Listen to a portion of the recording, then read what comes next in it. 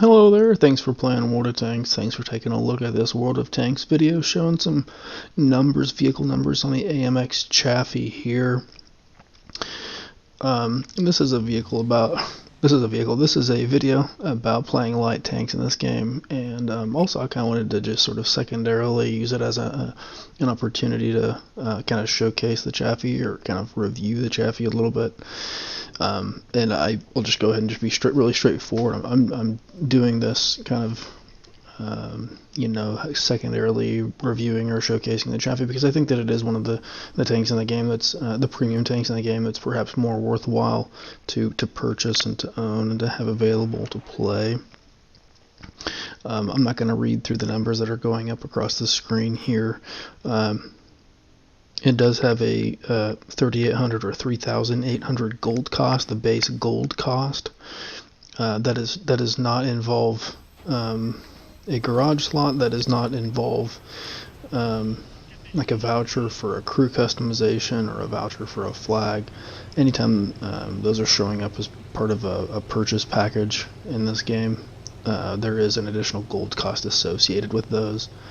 I think usually it's 3,000 for a garage slot, or 300 rather for a garage slot, and I think I've calculated out it's like 150 for the crew customization voucher, 150 gold for the flag voucher. Anyway, I'm not positive on those voucher gold costs, but 3,800 gold for this vehicle. The vehicle XP bonus is 60% bonus. And it has a 20% bonus crew XP earn rate. It does not have a premium silver bonus earn rate. So the silver that you earn with this vehicle is more or less about what you would have with any other vehicle in the game. Tech tree vehicle, non-premium vehicle. So again, 60% extra XP earnings, and then 20% extra crew XP earnings, and of course the base crew XP earning is of course increased just on that 60% XP. The amount that a crew amount of XP that a crew receives from a match is directly based upon the amount of XP earned. So that 60% crew base tank XP earnings, that does contribute to your crew XP earnings, and then of course it gets an extra 20% bonus crew XP earnings from the AMX Chaffee. And one of the reasons why I think this is particularly a pretty cool light tank to have as a premium tank is because it trains both U.S. crews and French crews.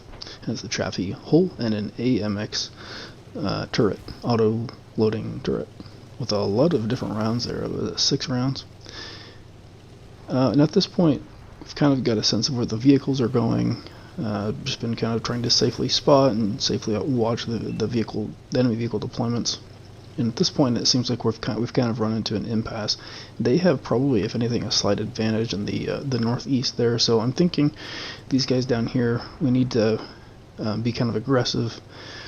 Clear out these enemies down here in the southwest so that we can get back up into the north and help our allies up in the north as much as we can. And these guys are kind of an impasse, so what I'm doing here is I'm sneaking down around behind this Object 252U, which is a non-named defender,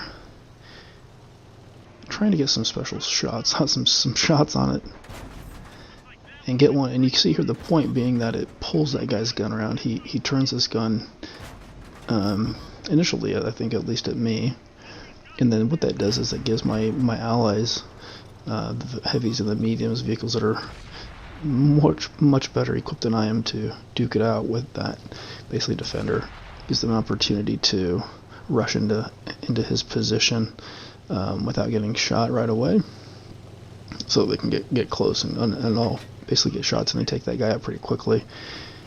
And so then they have their other heavy there, H2 or whatever, to fight. And what I'm doing at this point is coming around, trying to come around behind these other 2 heavies that the enemy team has up here, and at the very least distract them so that maybe they turn their guns around to face me, so that my allies are in a safe position to shoot them. There's a poorly placed shot right there, and again, quickly placed shot. I could have probably sat here and taken some shots I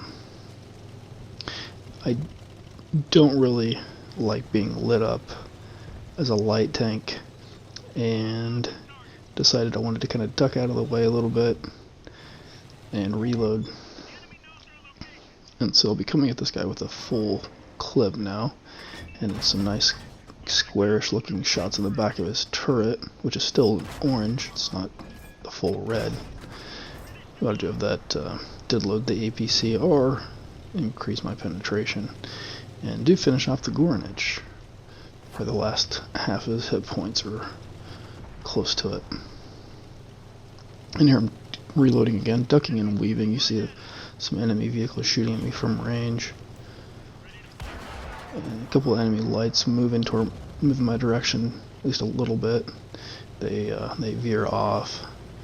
I didn't engage in them. For one thing, I wanted to reload. Didn't engage them because I wanted to reload. Also, I generally don't think that that's a really good take on light tank play to go light against light necessarily. Sometimes it's a good thing to do, sometimes it's helpful, sometimes it's necessary. Generally speaking, if you have the option, just let your buddies take care of the light tanks. I think as a light tank, what I like to do is pull the enemy light tanks into my allies' positions so that my allies can shoot them. Now here what I'm doing, basically that light tank saw just disappear off the minimap. It was about like C3, C4. I don't recall what it is, but anyway, I was concerned that it was going to go catch that one column and go south toward our artillery. At this point, I'm just looking to see how I can best support my allies and kind of help finish up the match.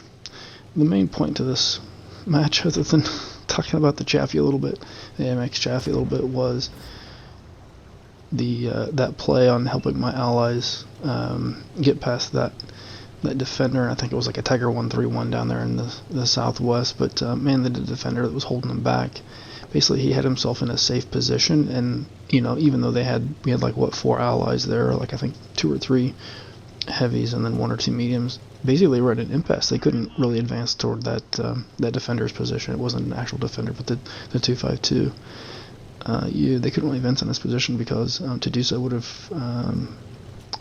whoever would have gone first or whatever, somebody would have ultimately received a shot from that defender vehicle, and that's it's a lot of damage. It's like 400 hit points worth of damage basically. So anyway, I went back behind him.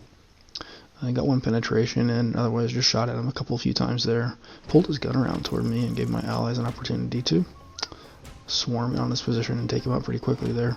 And then again moved around behind those other 2 heavies. Fundamentally, light tanks are first and foremost, the main function of a light tank is to scout for the allies, so to locate the enemy vehicles, keep them lit so that the allies can shoot at them. And then the backup of the secondary role of a light tank is what we kind of depicted here, basically to get around behind enemy vehicles or flank enemy vehicles with the allies. Otherwise, just generally speaking, to distract them, to maybe be a decoy. I got those enemy vehicles to focus on me, and to the extent that they weren't focusing on me, I was shooting them. So either way is fine. Either you're getting some shots and penetrations in and ultimately destroying the enemy vehicles, or you're drawing their attention, drawing the focus of their gun, so that your allies have a much easier, much more comfortable, much safer time engaging with those enemy vehicles and shooting them. And yeah. So I wasn't primarily a damage dealer, I was primarily a spotter, and then secondarily I was, in this match, kind of a distraction, an annoyance to the enemy vehicles, getting their attention, distracting their attention from my allies. Thanks for playing World of Tanks, thanks for checking out this World of Tanks video.